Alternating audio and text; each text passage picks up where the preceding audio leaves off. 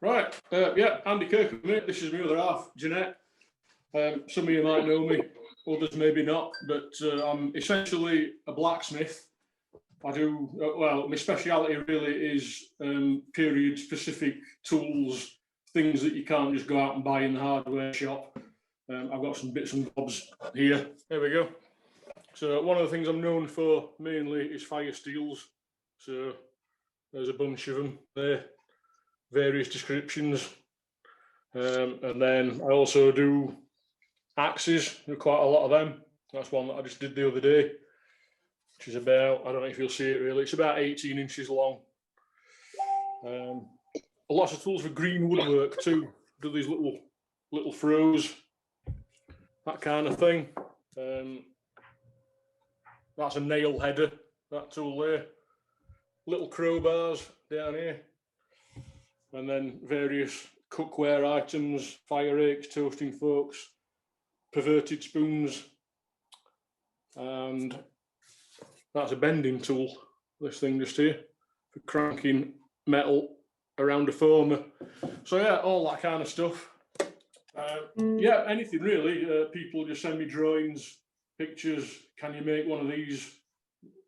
That kind of thing. I'll have a go at anything really, won't I? Absolutely. Yeah. Yeah, what else? Yeah, that's about it. Yeah, really. yes, yeah. I try and work traditionally as far as I can. My forge is a traditional coal forge. I don't use gas or anything like that. So hand techniques, big hammers, all that kind of stuff. I do a bit of welding and that kind of stuff again, but yeah, I try and work traditionally as much as possible, although sometimes you've got to cheat a bit to get the job done. But I'm always upfront about it. We've also got a portable forge. Oh yeah, portable forge for doing around castles and shows, that kind of thing. Obviously not made it out this year at all, have we? No, but hopefully this year. Hopefully this year, yeah. And also run courses occasionally, although there again, not this year. Fully booked actually for this year on account of all the ones that were booked in for last year not happening.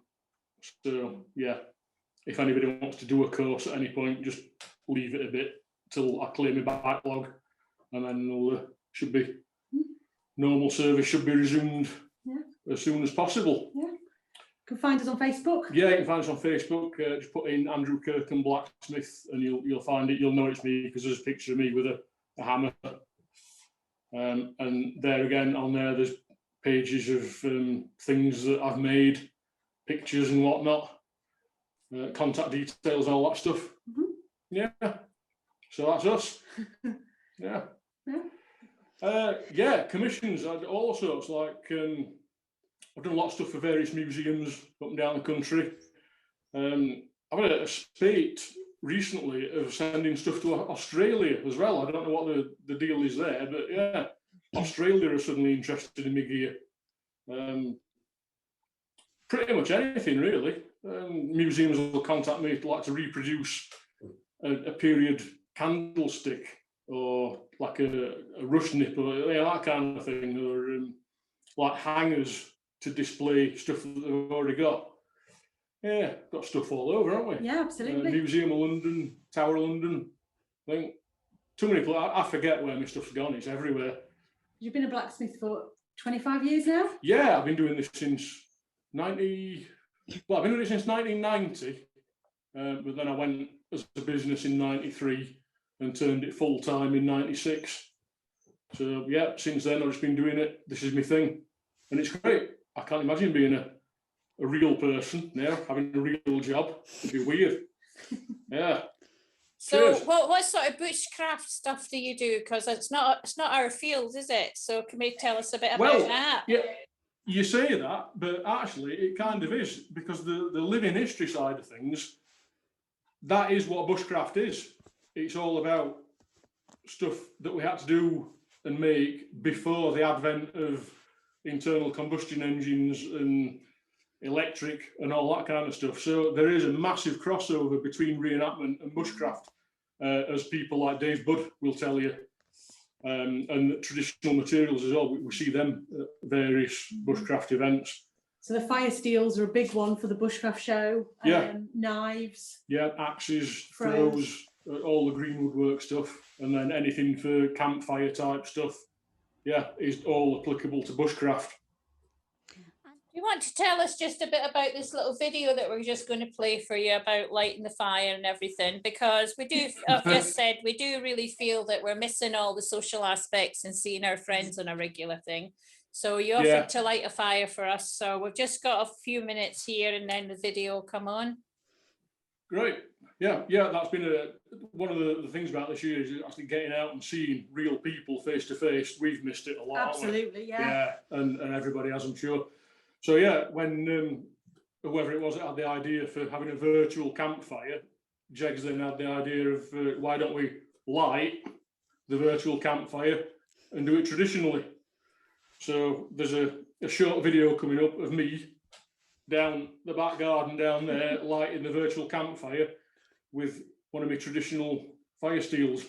So it's a steel that he's made that he's using to light the campfire. Yeah. Probably one of our best-selling items, the fire steels. Yeah, it is, yeah. So hundreds of them. That's great, Andy. I think we can go over to the video if Jill's ready. Yep, I'm ready. Let's brilliant. And this is Andy. Thank you, Andy. It's a really big thing you've done for us. Thank you. Cheers. Happy Torm. Hello, Andy Kirkham here again. I'm going to show you how to light the campfire with a traditional fire steel or flint and steel, depending what you call them. So if you're going to come over here a bit closer, I'll show you what we've got.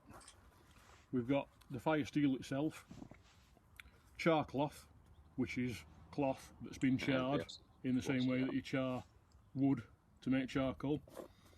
Nice sharp bits of flint, and this stuff, which is called old man's beard, which hangs off trees, particularly up in northern Scotland, Scandinavia, places like that. Know what they're doing. Fires. And then previously prepared, we've got these feather sticks and other bits of kindling, etc. So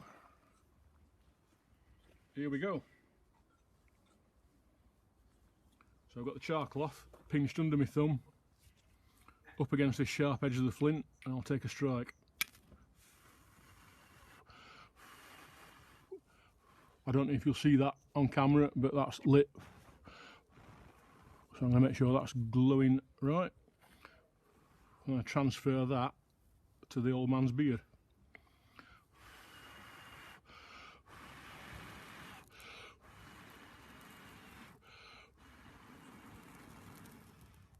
There we go, easy as that.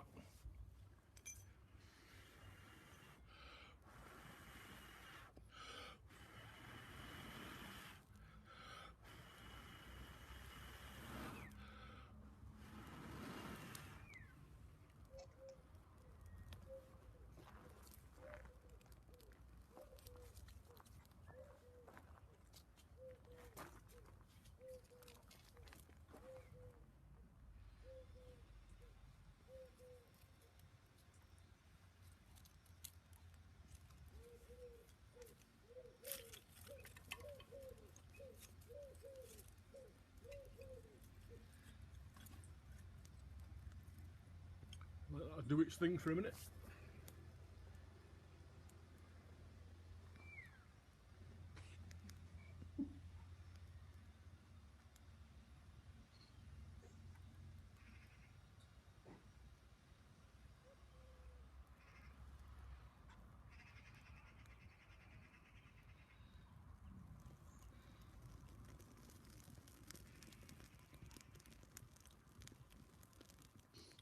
Why does the smoke always come towards you? Every time.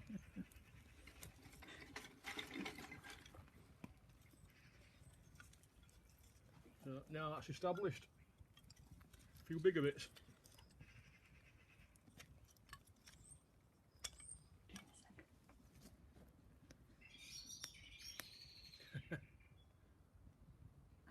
So there we go. That's how you light your campfire. So happy Torm, everybody.